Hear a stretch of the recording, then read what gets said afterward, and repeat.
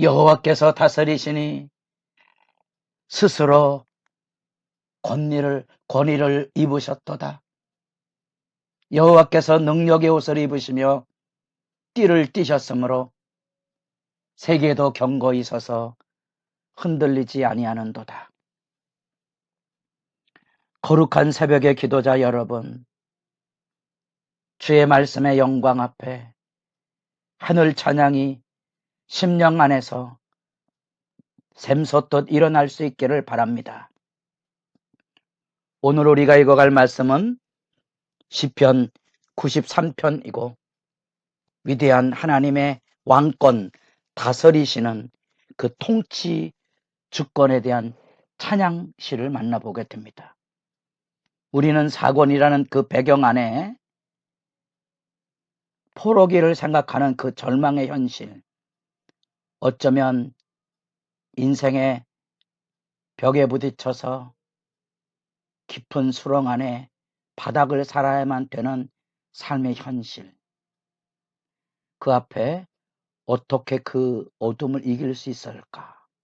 또 그 안에 담겨져 있는 하나님의 공의로운 통치 주권, 포로기를 지나며 철저히 회개하고 그 안에서 놀랍지만 자기 백성을 영원히 버리지 않는 그 하나님의 공의의 시각들을 우리가 이 사권 안에서 말씀을 읽어가는데 배경으로 염두에 두어야 될 말씀 기억하십시오.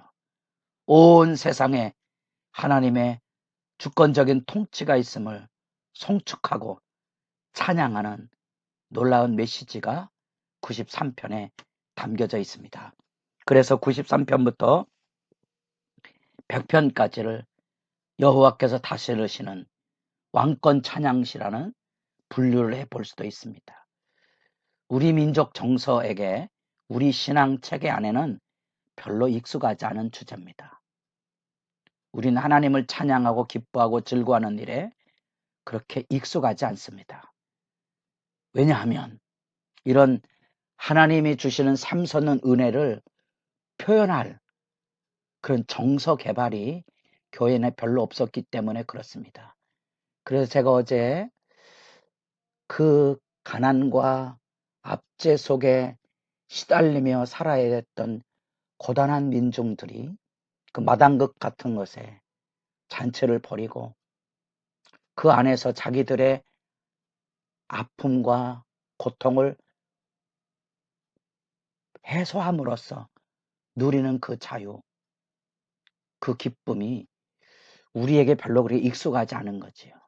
여러분, 한때 우리 한국 교회 경배와 찬양이라는 운동이 들어오며 그 찬양이 많이 바뀌었습니다. 요즘 또 젊은이들이 부르는 찬양 안에는 이런 경배와 찬양이라는 본래 그 주제가 많이 본래 찬양에 우리가 가지고 있는 복음성가의 주제로 많이 돌아오는 듯해서 좀 아쉬움이 있습니다. 사실은 이게 우리에게 익숙하지 않은 찬양이기 때문에 그렇습니다. 여러분, 순수하게 하늘 위에 계신 하나님을 찬송하고 그 영광의 감격을 누려본 적이 얼마나 되십니까? 전부 우리가 고달픈 삶의 자리에서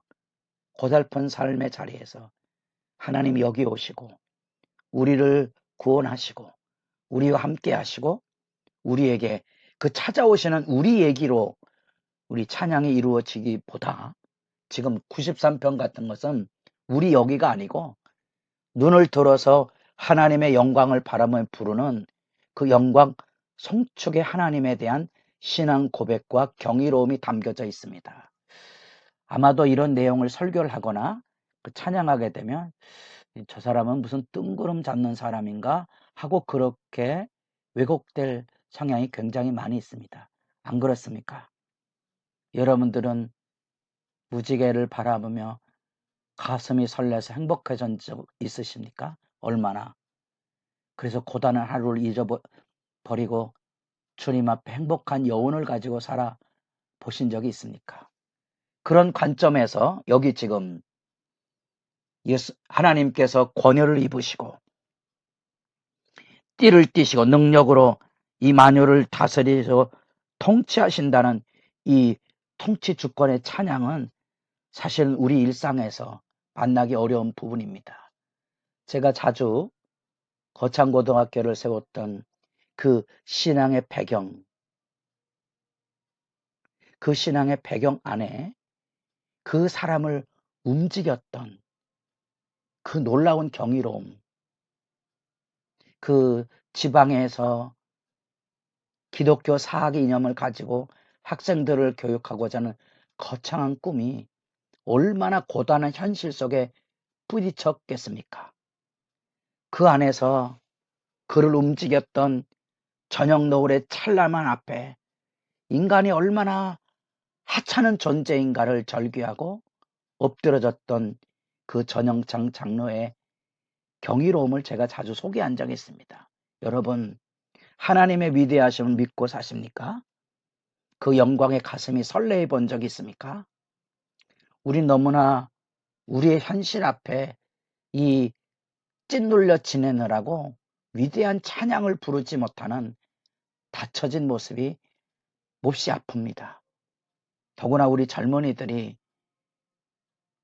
헬조선이라 그래서 이 땅을 살아가는 삶의 현실의 부조리와 모순, 이것에 아우성치는 모습을 보면 심지어 외국인들 젊은이들이 와서 대한민국은 잘 사는 나라야 이런 이야기를 해줘도 우리 젊은이들은 지금 희망을 잃고 있습니다.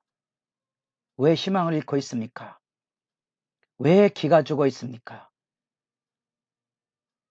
민족의 역사상 지금 우리 젊은 세대가 가장 큰 축복의 현실 속에 서 있습니다. 불과 아버지 세대가는 맨 땅에 헤딩해야만 되는 그 밑바닥에서 산업을 일구었고 지금 가장 번성한 80년대, 90년대를 지나고 있습니다. 너무 행복한 세대였지요.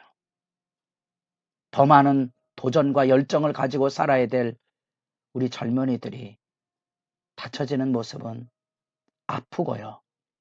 교회 안에 이 하나님의 영광을 찬양하는 하나님의 백성들을 찾아보기 어려운 현실이 몹시 아프게 다가옵니다. 교인들이 여전히 내 개인적인 문제, 교회에서 내 직분이 뭔지, 나를 자존심을 세워주는지, 내가 얼마나 높아지는지 이런 현실에 지지고 볶고 있는 모습이 눈물 나는 거지요. 부부간의 갈등이 무엇입니까?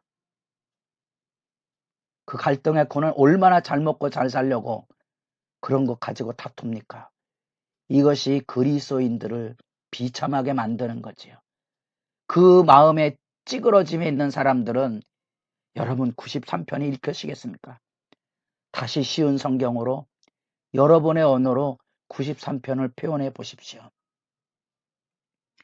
주의 보좌는 영원부터 영원까지 열려 있고 여호와는 그 위대한 영광의 은혜의 상수가 흐르는 곳에 자정하셔서 그 밑에는 온갖 혼돈과 폭풍과 회오리가 몰아치는 세상의 어둠의 질서를 단번에 잔잔케 하시는 권능으로 세상을 다스리고 있다는 거예요. 그것을 어디서 압니까? 5절 여호와여 주의 증거들이 매우 확실하고 거룩함이. 여러분 이 찬양시 안에 벼랑간 주의 증거 어디서 들으셨습니까? 철저한 율법 신앙이지요. 주의 증거 언약의 말씀입니다.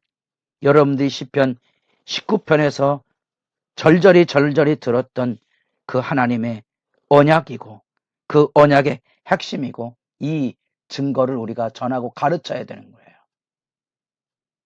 이 하나님의 말씀의 선자만이 누리는 찬양인 것을 재확인합니다. 하나님이 우리를 출애굽 19장에 여호와의 소유된 백성으로 부르신 영광을 하나님의 백성이 세상 신에게 팔아먹은 거지요. 그게 비참함이죠. 오늘날 그리스도가 나를 부르신 나를 따라오너라. 모든 것을 버려두고 주를 따르는 그 구원의 영광을 하나님 복 주시길 원하는 기대로 바꾸는 것처럼 비참한 일은 없습니다.